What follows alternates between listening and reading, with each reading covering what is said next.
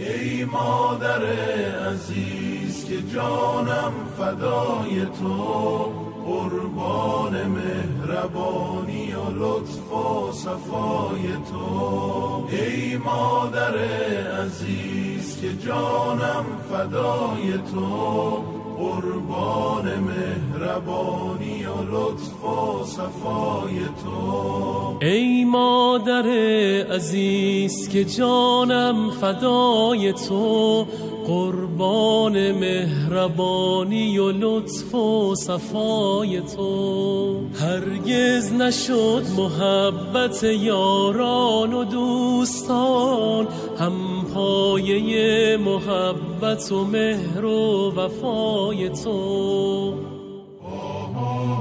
مهرت برون نمی رود از سینه ام که هست این سینه خانه تو و این دل سرای تو.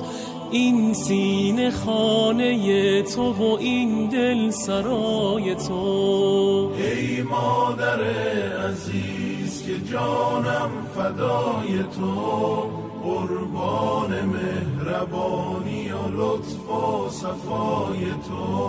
ای مادر عزیز که جانم فدای تو، قربان مهربانی و لطف و صفای تو. ای مادر عزیزم که جان داده ای مرا، سهل است اگر که جان دهم اکنون برای تو.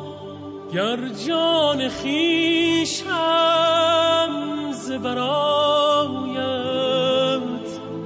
فدا کنم، کاری بزرگ نیست که باشد سزای تو. ای مادر عزیز که جانم فدای تو، قربان مهربانی و لطف و صفای تو. ای مادر عزیز که جانم فدای تو، قربان مهربانی و لطف و صفای تو.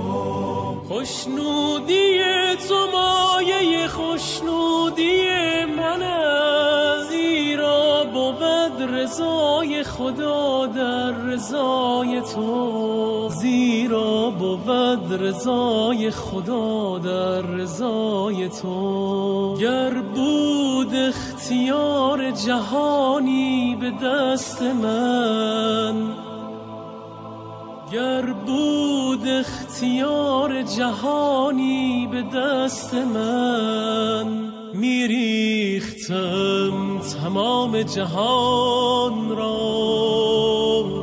به پای تو.